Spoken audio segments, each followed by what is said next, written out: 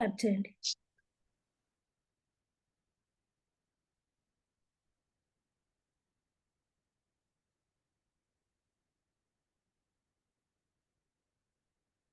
నమస్తే మాస్టర్స్. అందరికీ ఆత్మీయవాద స్వాగతం. మనందరి గురువు గారు జగద్గురు అయిన బ్రహ్మర్షి పితామహ సుభాష్ పత్రిజీ గురువు గారికి, గురుమాత స్వర్ణమాల అమ్మ గారికి నా హృదయపూర్వక ధన్యవాదాలు తెలియజేస్తున్నా మాస్టర్స్. అలాగే ఈ టీం జగద్గురు పత్రిజీ జూమ్ వేదికను ఇంత అద్భుతంగా నిర్వహిస్తున్నటువంటి నరేంద్ర అసూరి సార్ గారికి, అరుణజ్యోతి మేడం గారికి కూడా కృతజ్ఞతలు తెలియజేస్తున్నా మాస్టర్స్. అలాగే ఈ జూమ్ వేదికలో వీక్షిస్తున్నటువంటి మాస్టర్స్ అందరికి, యూట్యూబ్ లో వీక్షిస్తున్న మాస్టర్స్ అందరికీ కూడా కృతజ్ఞతలు తెలియజేస్తున్నాను మాస్టర్స్. అలాగే టీం జగద్గురు పత్రిజీ ఈ పత్రిజీ దివ్య మార్గ నిర్దేశకత్వంలో మన అప్పో దీపోభవలో భాగంగా ఈ రోజు మనకి జ్ఞానాన్ని అందించడానికి శ్రీమతి శ్వేత మేడం గారు మిర్యాలగూడ నుంచి విచ్చేస్తున్నారు మాస్టర్స్. మేడం గారు సామాన్య జ్ఞానము, విశేష జ్ఞానము అనే కాన్సెప్ట్ గురించి మనకి జ్ఞానాన్ని అందిస్తారు. మేడం గారు గత 9 సంవత్సరాల నుంచి ధ్యాన మార్గంలో ఉన్నారు. ఎన్నో అద్భుతమైన ధ్యానద కార్యక్రమాలు చేయటము, శాకాహార ర్యాలీలు, ధ్యాన ప్రచారం చేయటము చేస్తూ ఉన్నారు. గత 4 సంవత్సరాల నుంచి మేడం గారు తటవర్తి రాఘవరావు సార్ గారి క్లాసెస్ వింటూ జ్ఞానాన్ని తీసుకుంటూ, దాని ద్వారా మేడం గారు కూడా క్లాసులు చెప్పడము, ఆ విధంగా అందరికీ ధ్యానం గురించి చెప్పడం మేడం గారు చేస్తూ ఉన్నారు మాస్టర్స్. మేడం, ఈ టీం జగద్గురు పత్రిజీ జూమ్ వేదిక తరపు నుంచి మీకు hearty welcome madam. Over to you madam. Thank you madam.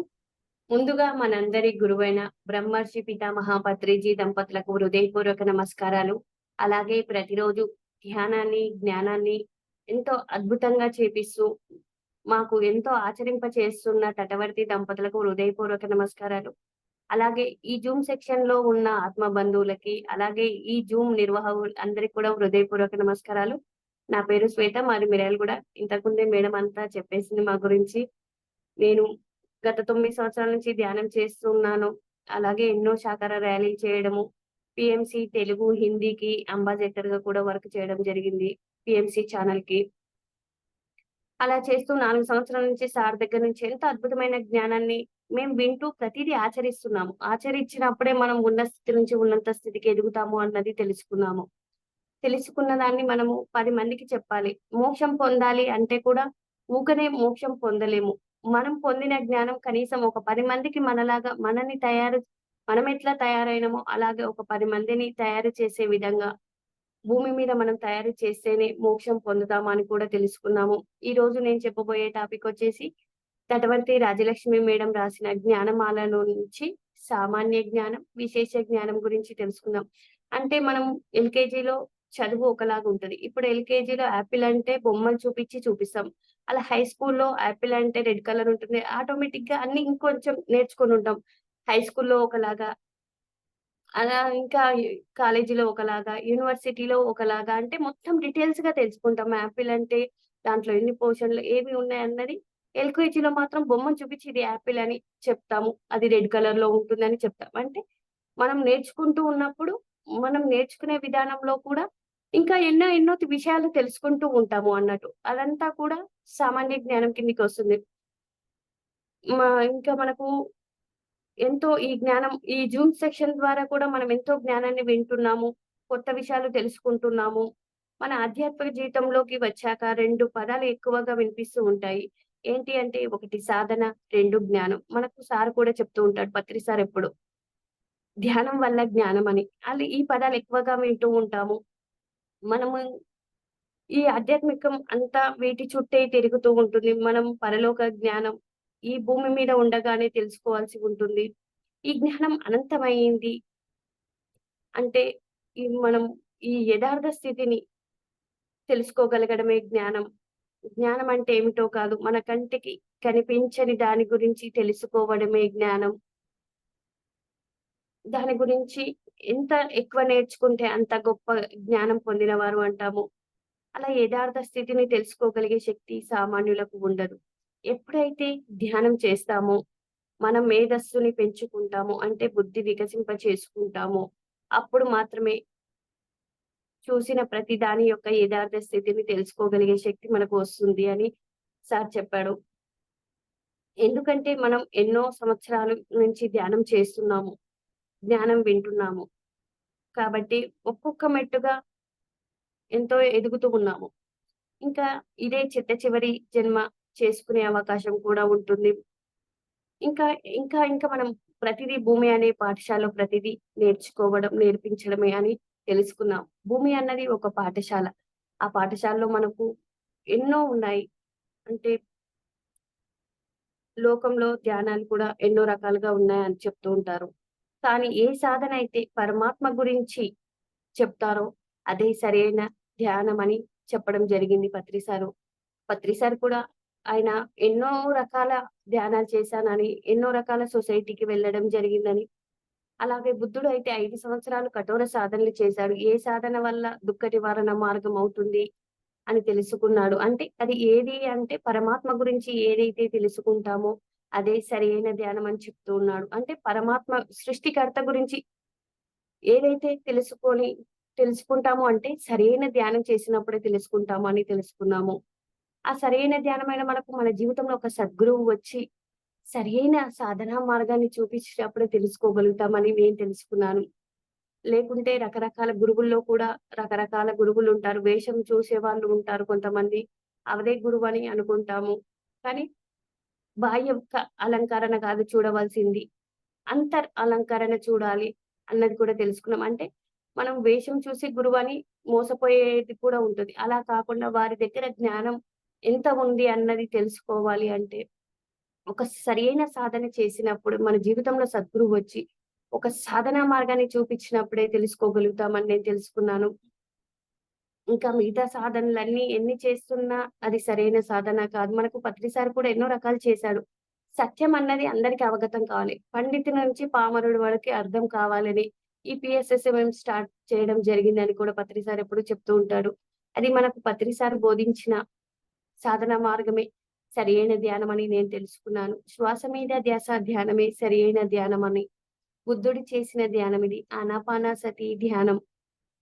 మహాత్ములు సృష్టి గురించి, పరమాత్మ గురించి విద్యనే పరావిద్య అంటారు. ఇంకా సృష్టికర్త గు సృష్టి చేసిన వాటి గురించి తెలుసుకునే వాటిని అపరావిద్య అంటారు. అంటే ప్రాపంచికంగా ఎన్ని చదువులు ఉన్నాయి. వైద్య శాస్త్రమే కానీ, ఈ లెక్కల శాస్త్రమే కానీ, ప్రాపంచికంగా ఉన్న చదువులు అన్నీ కూడా ఉండాలి. పరావిద్య నేర్చుకోవాలి అంటే ముందు అపరావిద్య కూడా ఉండాలి అన్నారు. అపరావిద్య అంటే ఇప్పుడు ప్రాపంచిక విద్యలన్నీ కూడా అపరావిద్య కిందకే వస్తాయి. అవన్నీ తెలుసుకుంటేనే మనకు పరావిద్య అంటే పరమాత్మ గురించి తెలుసుకునే అర్హత ఉంటదని చెప్తారు. మనం ఇప్పుడు ఏమి చదవకుంటే, ఏమి రాకుంటే ఆన్ చేసుకోగలుగుతామా? అంటే జ్ఞానం ఎంతో అంత ఉండాలి అంటే కొంచెమైనా అక్షర జ్ఞానం మనకు ఉండాలి. ప్రాపంచిక చదువు కూడా చాలా చాలా ముఖ్యమని చెప్తున్నారు. 2 ముఖ్యమే. ప్రాపంచిక చదువు ముఖ్యమే. ఆధ్యాత్మిక చదువు కూడా ముఖ్యమే. మనకు పెద్దలు ముందు పరావిద్య నేర్చుకొని తర్వాత అపరావిద్య నేర్చుకున్న తర్వాత పరావిద్యలోనికి అడుగు పెట్టాలి అన్నారు. పరావిద్య లేకపోతే పరావిద్య ఎలా నేర్చుకోగలము? అందుకే ఋషులందరూ మనకి గ్రంథ రూపంలో ఇవ్వడం జరిగింది. వారు ధర్మాలిచ్చారు, శాస్త్రాలిచ్చారు, పురాణాలిచ్చారు. ఎందుకిచ్చారు? అందరూ చదివి నేర్చుకోవాలి. ఆధ్యాత్మిక చదువు కూడా గొప్పవి. కానీ ప్రాపంచిక చదువులు కూడా కావాలి. ప్రాపంచిక చదువులు ఉంటేనే ఆధ్యాత్మిక చదువులు చదవగలరు. లోకంలో 4 రకాల జ్ఞానాలు ఉన్నాయని చెప్పడం జరిగింది. 1 సామాన్య జ్ఞానం, 2 విశేష జ్ఞానం, 3 పరజ్ఞానం, 4 పరమాత్మ జ్ఞానం. సామాన్య జ్ఞానం అంటే ఈ లోకంలో ఏ వస్తువుని ఎలా చూడాలి, యథార్థంగా చూడగలగాలి, తెలుసుకోవాలి. అలాగే 84 లక్షల జీవులు, జీవరాశులు ఉన్నాయి అని చెప్పడం జరిగింది. మనము ఖనిజాలు, వృక్షాలు, శిలలు, భూచరాలు, పక్షులు, జంతువులు, మానవులు ఇలా సృష్టింపబడ్డాయి. వాటి గురించి యథార్థ స్థితి తెలుసుకోవాలి. ఏది ఎలా ఉంటుంది? ఇప్పుడు ఒక శిల ఉంటది. ఆ శిల దేనికి ఉపయోగపడుతుంది అన్నది తెలుసుకోవాలి. కొన్ని రకాల శిలలు ద అదే విగ్రహాలు తయారు చేయడానికి ఉపయోగిస్తారు. ఇంకొన్ని శిలలు ఇల్లు కట్టడానికి ఉపయోగిస్తారు. ఇంకొన్ని శిలలతోని బొమ్మలు చేయడం. అంటే ఏది యథార్థంగా ఉన్నది తెలుసుకోవాలి. అలాగే మనము ఆయుర్వేద శాస్త్రం కూడా ఉంది. ఏ మొక్క గురించి అధ్యయనం చెయ్యకపోతే ఆ మొక్క ఉపయోగాలు ఎలా ఉపయోగపడతాయి తెలియకపోతే, సృష్టిలో అవన్నీ ఎందుకు ఉన్నాయి కూడా మనకు తెలియకపోతుంది అంటే మన అజ్ఞానం. అవి తెలుసుకోవాలి, నేర్చుకోవాలి. మనం సృష్టిలో ఉన్నయి తెలుసుకోవడానికే ఒక జన్మ సరిపోదంటారు. అంటే సృష్టించిన వాటి గురించి తెలుసుకోవడానికే జన్మ సరిపోదని అంటున్నారు. ఎలాగా అంటే ఇప్పుడు మనకు ఎన్నో రకాల వృక్షాలున్నాయి. అవన్నీ దేనికి ఉపయోగపడతాయి? ఒక మామిడి చెట్టుని తీసుకుందాం. మామిడి చెట్టుకు ఉన్న విగురు ప్రతిరోజు మనము ఒక్కటి తినగలిగిన మన ఇమ్యూనిటీ బూస్ట్ పెరుగుతుంది అని చెప్తూ ఉన్నారు వైద్యులు. అంటే దాని గురించి అధ్యయనం చేశారు. కాబట్టి ప్రతిదీ ప్రతిరోజు ఒక్కటైనా ఆ మామిడి విగురు తినాలని చెప్తారు. అలాగే వేప చెట్టు అది ఎంత యాంటీబయాటిక్‌గా ఉపయోగపడుతుంది. దాని ద్వారా ఎన్నో రకాల సోప్స్ తయారు చేయడము, ఎన్నో రకాల ఫ్లోర్ క్లీనర్స్ తయారు చేయడము. అంటే దాని గురించి అధ్యయనం చేశారు కాబట్టే తెలుసుకోగలుగుతున్నాము. అలాగే ఎన్నో వృక్షాలున్నాయి. తులసి, తులసి ఆక్సిజన్ తీసుకుంటుంది. ఆక్సిజనే రిలీజ్ చేస్తుంది. తులసి ఉన్న చోట 3 కిలోమీటర్ల వరకు పాజిటివ్ ఎనర్జీ ఉంటుంది అంటారు. అందుకే పెద్దలు చెప్పారు. తులసి చుట్టూ తిరగాలి. తులసికి పూజ చెయ్యాలి అని చెప్పారు. అంటే దాంట్లో సైంటిఫిక్‌గా మనం దాని దగ్గర ఏదో ఒక పని చేయడం వల్ల ఆ ఆక్సిజన్ అనేది మనం తీసుకోగలుగుతాం. ఆ పాజిటివ్ ఎనర్జీలో మనం ఉండగలుగుతామని తెలుసుకోవడం. అలాగే రావి చెట్టు. రావి చెట్టుకు పిల్లలు కాని వాళ్ళు 41 రోజు అలా ప్రదక్షిణ చేయడం వల్ల అంటే అక్కడ పాజిటివ్ ఎనర్జీ ఉండడం వల్ల మనలో హార్మోన్స్ అన్నీ సరికావడం వల్ల దానికి అంటే ప్రదక్షిణ చేయమని చెప్పాడు. సైంటిఫిక్‌గా దానికి అధ్యయనం చేశారు. అధ్యయనం చేశారు కాబట్టే దాన్ని చుట్టూ తిరగాలి. దాని చుట్టూ తిరిగితే పిల్లలు పుట్టడము, ఆయుష్ పెరగడము అన్నీ చెప్తున్నారు అంటే అధ్యయనం చేశారు. అధ్యయనము అంటే నేర్చుకోవడము. ప్రతి దాని మీద ఇది సామాన్య జ్ఞానం కిందకి వస్తది. ఎన్నో మనకు వైద్య మొక్కలు ఉన్నాయి. అసలు ఉత్తరేణి మొక్క అంటారు. ఉత్తరేణి పేరులోనే ఎంతో ఉత్తరేణి అని ఉన్నారు. మనము వినాయకుని పూజ చేసేటప్పుడు కూడా 21 పత్రిలో ఉత్తరేణి చాలా చాలా ఇంపార్టెంటే అంటారు. అది ఎన్ని ఉపయోగాలు ఉంటాయి. ఉత్తరేణి వల్ల పళ్ళు తోముకోవచ్చు. పళ్ళున్న నొప్పి తగ్గిపోవడం, పళ్ళ నొప్పులు ఉండకపోవడం, పళ్ళు స్ట్రాంగ్ కావడం. కనీసం మనము ఆ సంవత్సరానికి ఒక్కసారైనా ఆ ఆకుని తాకడం వల్ల ఆ ఎనర్జీ తీసుకుంటాము అని ఆ పూజలో అలా పెట్టడము. ప్రతి దానికి ఎంతో విశేషం ఉంది అన్నది తెలుసుకోవాలి. భూమి మీద సృష్టించిన ప్రతి మొక్క ఆయుర్వేదానికే ఉపయోగపడతది. కొన్ని దెబ్బలకు ఉపయోగపడతాయి. కొన్ని మెడిసిన్‌గా వాల్యూకి ఉపయోగపడతాయి. కొన్ని హెయిర్‌కి సంబంధించిన వాటికి ఉపయోగపడుతున్నాయి. మందార చూడండి. అది పూలు, ఆకులు అన్నీ ఉపయోగకరంగానే ఉంటాయి. నెత్తికి ఎంతో అద్భుతంగా హెయిర్ ఫాల్ కాకుండా జరుగుతుంది అంటే దానివల్ల అధ్యయనం చేయడం వల్ల జరిగింది. అలాగే మునగ, మునగపు నుంచి మునగ ఆకు వల్ల మనకు 360 రోగాలు తగ్గుతాయని నిపుణులు చెప్పారు. అంటే దాని మీద అధ్యయనం చేశారు. దాంట్లో సి విటమిన్ ఉంటుంది, బి12 ఉంటుంది, కాల్షియం ఎక్కువుంటుంది, ఐరన్ ఎక్కువ ఉంటుంది. అంటే ఒక మునగ చెట్టు 300 రోగాలకు పనిచేస్తుంది అంటే, ఆ సృష్టికర్త సృష్టించింది ఎంత అద్భుతం అంటే అధ్యయనం చేస్తేనే దాని గురించి అర్థమైంది అని తెలుసుకోవడం. అలాగే ఇంకా మనకు ఇంకేంటి డాక్టర్స్ ఎన్నో రకాల వాళ్ళు మన శరీరం మీద ఎన్నో రకాల అధ్యయనం చేస్తేనే వాళ్ళు మందులివ్వగలుగుతున్నారు. అంటే అధ్యయనం అన్నది, నేర్చుకోవడం అన్నది ఎంత ముఖ్యమో అన్నము తెలుసుకుంటున్నాము.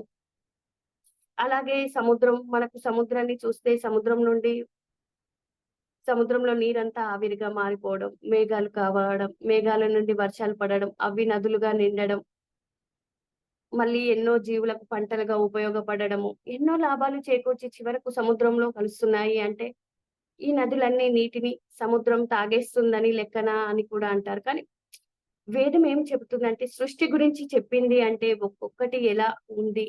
అలా ఋజుర్వేదం చెప్పింది. మరి వేదవ్యాసుడు ఎందుకు మనకి ఇచ్చాడు అని ఇవన్నీ నేర్చుకొని చివరికి ఇదంతా ఆ పరమాత్మదే అని తెలుసుకోవడానికి మరి పూర్వం ఆయుర్వేద ఆ శాస్త్రాలు చదివి ఆ లక్షణాలను బట్టి ఆ మొక్కను తెలుసుకొని మందులు తయారు చేసేవారని కూడా తెలుసుకున్నాము. అంటే అటువంటి మొక్కలు ఈ సృష్టిలో ఎందుకు ఇవ్వబడ్డాయి? సస్యాలు, కూరగాయలు, పండ్లు లాంటివి ఎన్నో తినడానికి మనకు ఉపయోగపడుతున్నాయి.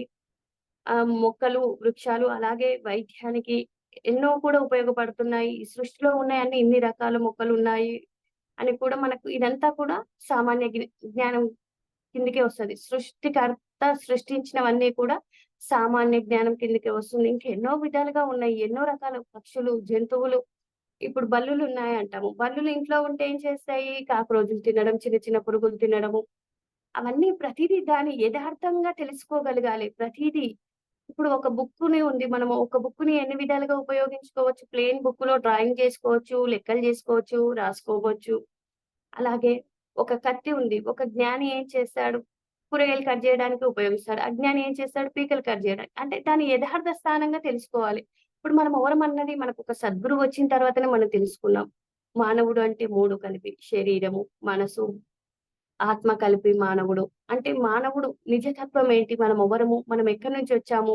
ఇవన్నీ కూడా విశేష జ్ఞానం కిందకి వస్తాయి. అంటే ఇవన్నీ ఎప్పుడు తెలుస్తుంది? మన జీవితంలో ఒక సద్గురువు వచ్చి ఒక సాధనా మార్గాన్ని సరియైన సాధన చేస్తూ ఉన్నప్పుడు సాధన చేస్తున్నప్పుడు జ్ఞానం పొందుతాము. అదంతా కూడా విశేష జ్ఞానం కిందకే వస్తుంది.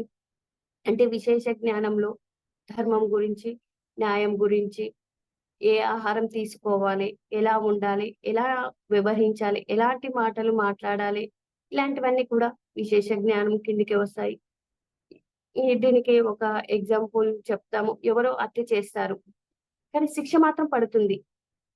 పాపాలు చేసిన భగవంతుడి ధర్మాల ప్రకారం శిక్ష అన్నది కంపల్సరీ పడుతుంది. కోర్టులో కూడా వారికి శిక్షలు ఉంటాయి. ఎలాగే అంటే ఇప్పుడు ఉరి శిక్ష పడ్డ ఖైదీకి ఉరి శిక్ష తలారి విధిస్తాడు. కానీ తలారికి అది డ్యూటీ. నేరం చేసిన వారికి శిక్ష.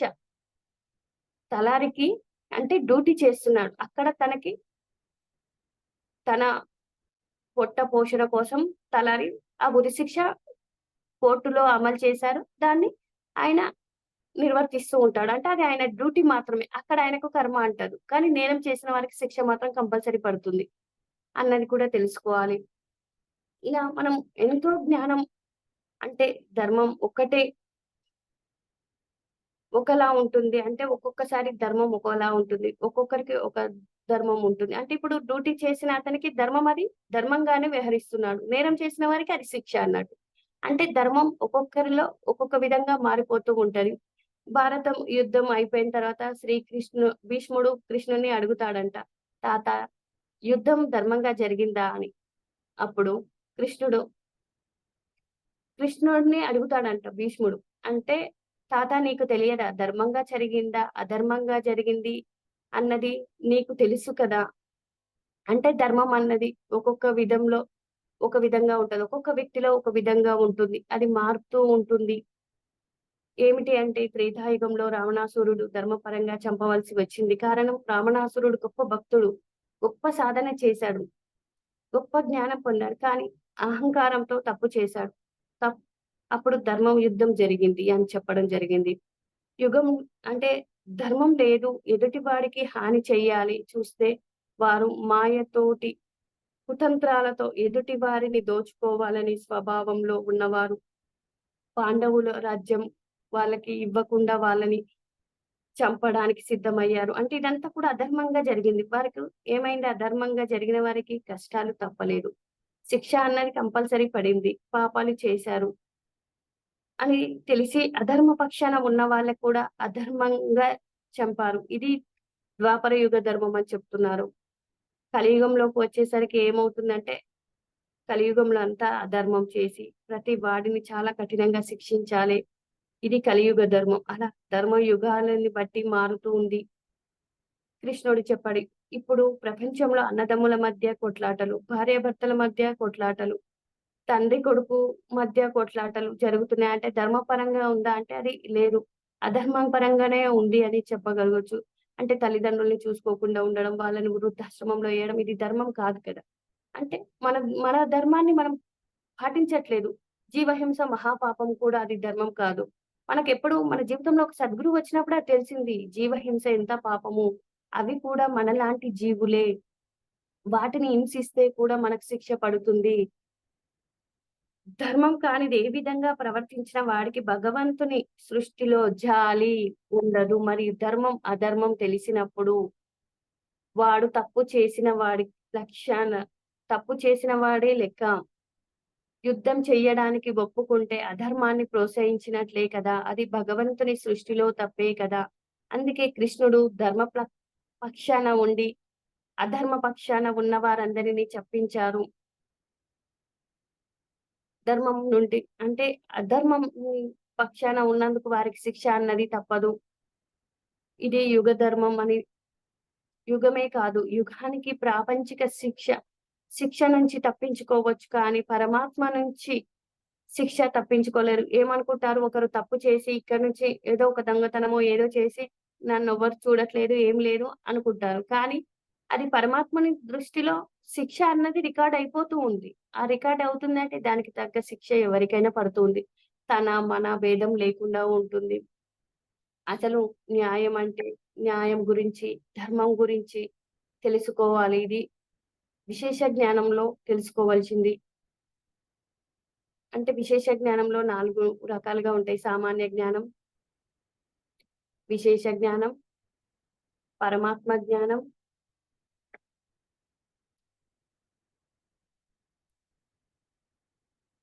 పరజ్ఞానం, పరమాత్మ జ్ఞానం. ఈ 4 విషయాలు కూడా మనం తెలుసుకోవాలి. తెలుసుకుంటున్నప్పుడే మనకు అర్థమవుతుంది ఏది సామాన్య జ్ఞానం, ఏది విశేష జ్ఞానం, ఏది పరజ్ఞానం, ఏది పరమాత్మ జ్ఞానం. ఇవన్నీ ఇవన్నీ కూడా విశేష జ్ఞానం కిందకే వస్తాయి. అంటే పరమాత్మ గురించి, ఆ పరమాత్మ ధర్మాలు, నియమాలు అవన్నీ ఉల్లంఘించిన వారికి శిక్ష అన్న తప్పదు. ఇప్పుడు మనం ఏం చేస్తామంటే మన వారు అనుకున్నామనుకో, పోన్లే మా ఇంట్లో మనమందరం శాకాహారులుగా ఉంటారంటే ఉండరు. నేను ధ్యానం చేస్తున్నా, నేనొక్కదాన్ని శాకాహారిగా ఉన్నా. నా పిల్లలు తింటున్నారు, పోన్లే పిల్లలే కదా! అంటే మనలో ఇంకా అక్కడ అధర్మం ఉంది. అది తప్పని తెలుసు. అంటే మన పిల్లలే కదా అని మన వారికి ఒకలాగా చూపిస్తాం. అదే పరాయి వారికైతే ఇంకోలాగా చెప్తూ ఉంటాం. తన, మన అన్న భేదం భగవంతుని సృష్టిలో ఉండదు. అందరూ సమానమే. చూడండి, ఒక సూర్య భగవానుడిని చూడండి. ఆయన తప్పు చేసిన వారిని మీద ఎండ కురుస్తుంది. పుణ్యం చేసిన వారి మీద ఎండ కురుస్తుంది. గుడిసె మీద ఎండ కురుస్తుంది. మా పెద్ద బిల్డింగ్ మీద ఎండ ఉంటుంది. ఆయనది అంతా సమానంగా ఉంటుంది. ఇది ఎక్కువ, తక్కువ అని ఉండదు. నేరం చేసిన వారి మీదైనా, నేరం చేయని వారి మీదైనా ఆయన ఒకేలాగా ప్రవర్తిస్తాడు. అంటే సృష్టికర్త భగవంతుడి స్థితిలో అందరూ సమానమే అన్నది తెలుసుకోవాలి. ఇది ఎప్పుడైతే తెలుసుకుంటామో అప్పుడు మన జీవితాలు ఏంటి, ఎందుకు వచ్చామో, ఏదైనా సరే తప్పు చేసినా, అన్యాయంగా వ్యవహరించినా, అన్యాయంగా మాట్లాడినా అధర్మం వైపే నడుస్తున్నారని లెక్క అన్నవి ఆలోచించుకోవాలి. లేకపోతే ఇవన్నీ కర్మల రూపంలో అనుభవించవలసి వస్తుంది. వశిష్ఠుల వారు బోధించిన యోగ వాసిష్టంలో కర్మ సిద్ధాంతం గురించి బాగా విపులంగా చెప్పగలిగారు. అంటే తాప తప్పులు చేస్తే శిక్ష అన్నది తప్పదు ఎవరికైనా సరే. మనకు కర్మ సిద్ధాంతం ఏం చెప్తుంది? వేప వృక్షం వేప విత్తనం పెడతాం. వేప ఫలాలే పొందుతాం. మామిడి విత్తనం పెడితే మామిడి ఫలాలే పొందుతాం. చెడు చేస్తే చెడు, మంచి చేస్తే మంచి, అన్యాయం చేస్తే అన్యాయం. ఏదిస్తామో అదే తిరిగి మళ్ళీ మనకు వస్తుందని కూడా కర్మ సిద్ధాంతం ద్వారా తెలుసుకున్నాము. అంటే మనం ఏది చేసినా చేతలే కాదు, మన మాటలు కూడా కర్మలే అని తెలుసుకున్నాము. ఈ సత్యాన్ని పట్టుకున్నవారు అంటే ఎందుకు అంటే సత్యాన్ని పట్టుకున్న వారు పరమాత్మ దృష్టిలో ఏది తప్పు అనుకుంటారో ఆ తప్పు చెయ్యరు. చెయ్యకూడదు కూడా. మనం తెలిసి చేస్తాము అంటే, ఇంకా మనలో అజ్ఞానం ఉంది అన్నట్టు. తెలిసి జీవహింస చేస్తున్నాము అంటే, అది కూడా మహాపాపం. తెలిసి చేస్తే శిక్ష ఎక్కువ అంటారు. తెలియక చేస్తే శిక్ష తక్కువ అంటారు. ఇలా విశేష జ్ఞానంలో జీవించేవారు జీవుడు న్యాయంగా ఉండాలి, ధర్మంగా ఉండాలి అన్నది తెలుసుకొని ప్రవర్తించాలి. కారణం భగవంతుని సృష్టించింది ధర్మము కనుక, ఆ ధర్మాన్ని దొంగతనం నేరమని చెప్పనక్కర్లేదు. పరమాత్మ దృష్టిలో అది తప్పని తెలుసు. ఎప్పుడు ఉంది? మనకు అందరూ అంటారు అబద్ధం ఆడడం తప్పు అంటారు. కానీ అబద్ధం ఆడుతూనే ఉంటారు. ఒక చిన్న విషయానికి కూడా అబద్ధం ఆడతారు. అది అబద్ధం తప్పు అని తెలిసి మనం చేస్తున్నాము అంటే మనం ఇంకా ఎంత అజ్ఞానంలో ఉన్నామో అన్నది తెలుసుకోవాలి. చిన్న అప్పటికప్పుడు మనం సరిదిద్దుకోనికి అబద్ధం చెప్తాం కదా! దానికోసం ఒక జన్మెత్తాలి అని రాజలక్ష్మి మేడం ఎప్పుడు చెప్తూ ఉంటది.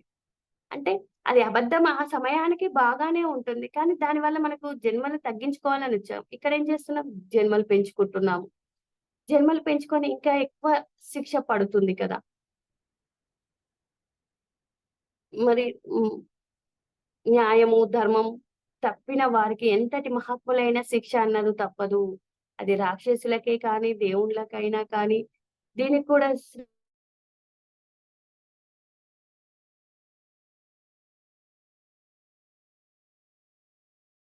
ఆ చెట్ ఏంటి కూలిపోవడం, చెట్ల నుంచి గంధర్వులు మోక్షాన్ని పొందారు అంటారు. అంటే ఇప్పుడు హ్మ్, దేవతల కంటే ఎక్కువ యక్షులు, గంధర్వులు వాళ్ళు కూడా శిక్ష అన్నది తప్పలేదు అంటే, భగవంతుని దృష్టిలో దేవుళ్ళైనా, దేవతలైనా, రాక్షసులైనా సమానమే అన్నది తెలుసుకోవాలి.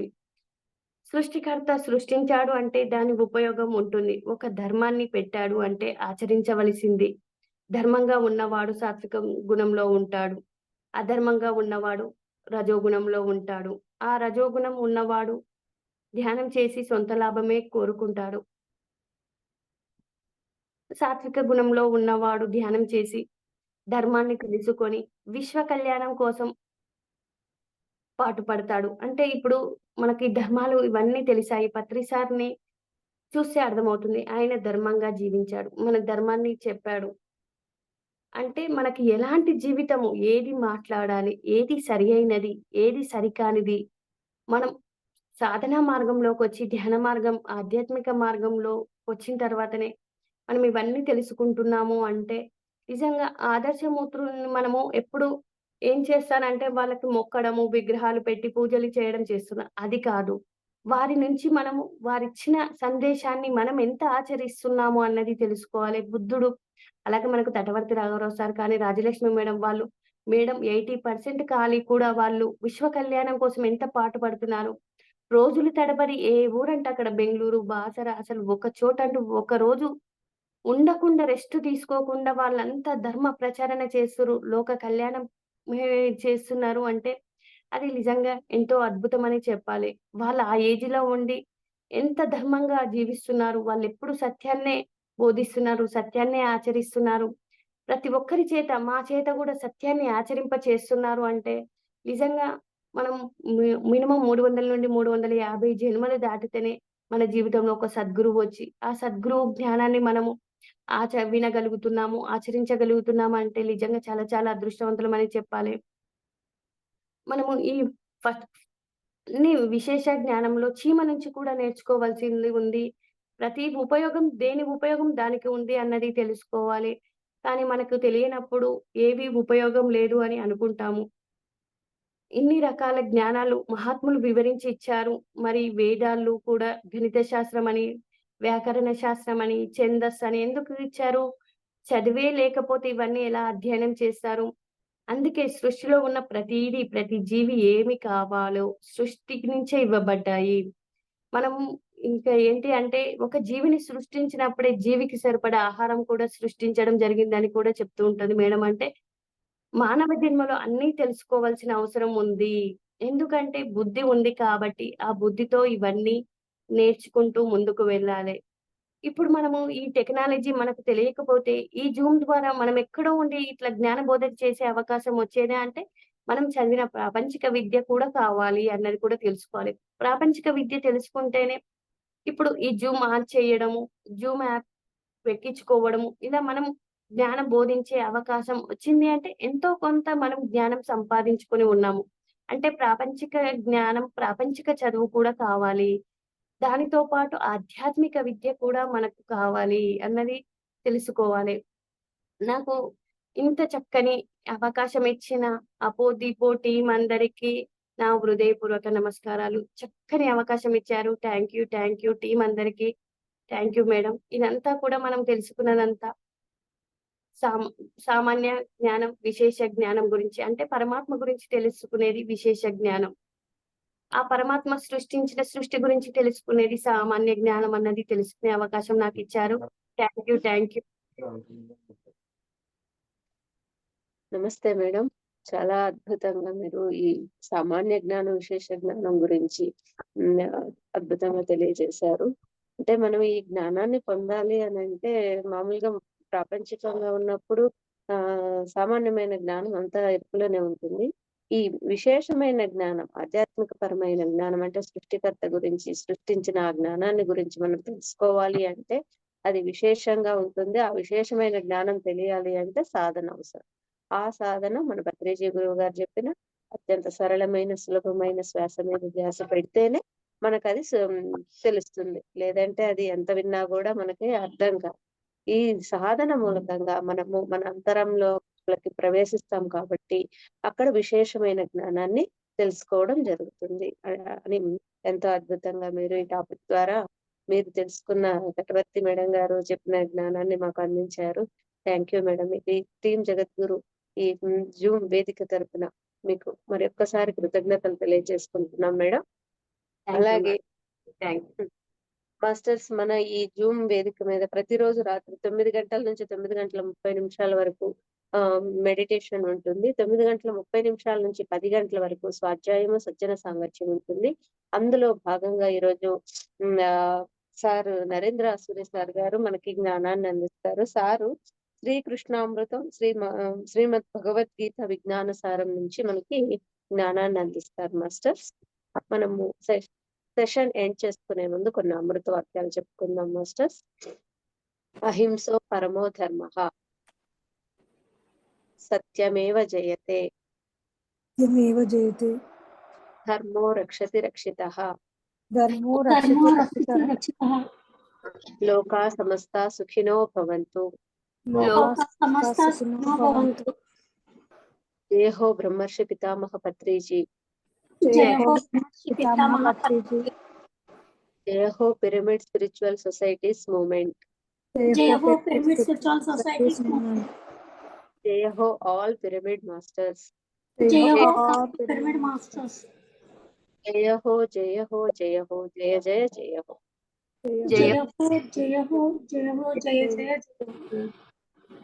Thank you masters. Thank you.